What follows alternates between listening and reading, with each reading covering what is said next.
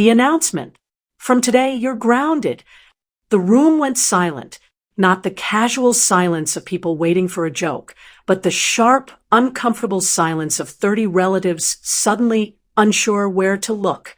I stood near the dining table, still holding a glass of juice, trying to understand how a normal family gathering had turned into a public punishment. My dad didn't lower his voice. He didn't pull me aside. He made sure everyone heard it. No car, no outings, no spending, until you learn responsibility. A few relatives shifted awkwardly. Someone coughed. My younger cousins stared at me like they had just witnessed a live episode of family drama. I blinked once, slowly, not because I was embarrassed, though I was, but because I genuinely didn't know what I had done. Dad, I said carefully, what are you talking about? His expression tightened. Don't act confused. That line always makes things worse. Because confusion was exactly what I felt. He reached into his pocket and pulled out a folded document, shaking it slightly for emphasis. The bank called this morning. Now, the room leaned in. Nothing attracts attention faster than the word bank. There's been a transfer, he continued. A large one. Something clicked in my head. Finally, context. But before I could speak, he continued. Money doesn't disappear without reason. Murmurs started, low, curious, speculative, and suddenly the narrative was building itself. I had done something wrong. Financially wrong. Irresponsibly wrong. Publicly wrong. Dad, I said calmly, I can explain. You've explained enough, he interrupted. That wasn't true. I hadn't explained anything yet. But the decision had already been made. Grounded. In front of everyone. My mother looked uncomfortable but didn't step in. A few relatives exchanged looks that said the same thing. This must be serious. My dad placed the document on the table dramatically. A 5-figure transfer, he said, without discussion. There it was. The number, not spoken but implied. And numbers always sound worse when they're incomplete. I glanced at the paper, then back at him. Then around the room, 30 faces, 30 assumptions, 30 silent conclusions forming in real time. For a brief moment, I considered defending myself immediately, pulling up my phone, showing timelines, showing receipts, explaining everything. But something stopped me. Tone. Not his tone. The room's tone. No one was asking what happened. They were waiting to see how guilty I looked. That's when I understood something important. Explanations rarely work when people are already watching a story unfold. So instead of reacting emotionally, I did something unexpected. I stayed calm. I understand. I said quietly. That confused him. It confused everyone, because calm doesn't match accusation. He frowned. You understand what? That you're reacting to incomplete information.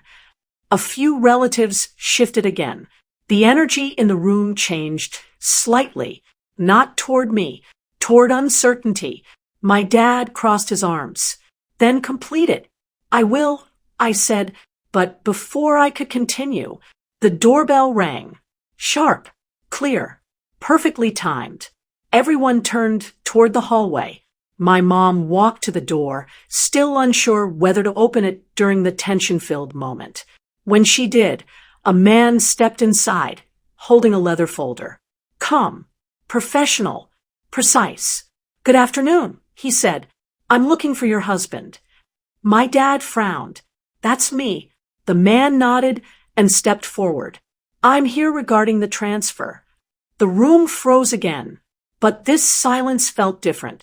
Not dramatic, directional, because whatever story had just been building was about to change. He extended the folder. My client asked me to deliver the documentation personally. My dad hesitated before taking it. What documentation? The man glanced briefly at me, then back at my dad. The authorization. And suddenly, for the first time since the announcement, I smiled because the truth hadn't arrived loudly. It had arrived professionally, and timing, I was learning, can be more powerful than defense. My dad opened the folder slowly, and within seconds, his expression changed. My dad scanned the first page quickly, then slower, then again. The confidence that had filled the room just minutes earlier began to fade, not dramatically, but visibly. His shoulders lowered slightly. His grip on the folder tightened.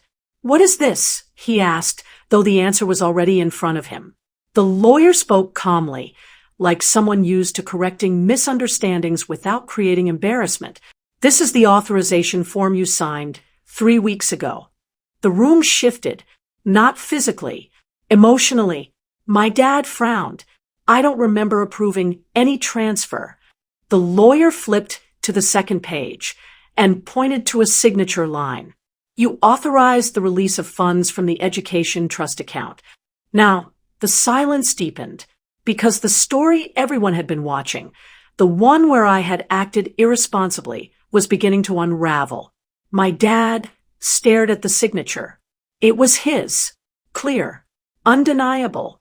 3 weeks earlier, I had approached him privately about the opportunity, a specialized certification program. Expensive, but directly connected to the career path he had encouraged me to pursue for years. At the time, he had been busy, distracted, half reading the documents while taking a phone call. "Is this for your training thing?" he had asked. "Yes," I replied. He signed, quickly, without ceremony, without questions, and I had thanked him and moved forward. No drama, no secrecy, just process. But memory, under pressure, often becomes selective. The lawyer continued, still neutral. The funds were transferred directly to the institution, not to a personal account. Several relatives leaned forward slightly. The implication mattered. This wasn't spending. This was investment. My dad flipped through the remaining pages, payment confirmations, enrollment documentation, official receipts. Each page quietly replaced assumption with fact. Across the room, I noticed my mother relax for the first time since the announcement, not because she fully understood everything yet, but because she sensed the direction had changed. My dad looked up slowly at me, not angry, not defensive, just recalibrating. "You should have reminded me," he said. The sentence hovered between explanation and accountability. I didn't react emotionally. "I thought the paperwork was enough," I said calmly, and it was. But paperwork only works when people remember signing it. A few relatives suddenly found the floor very interesting.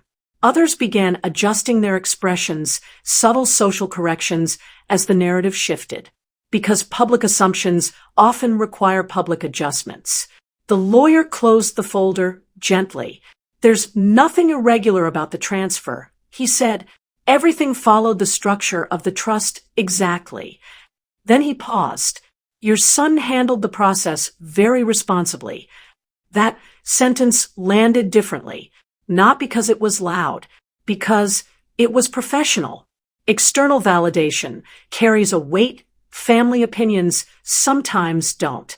My dad nodded slowly, still absorbing everything.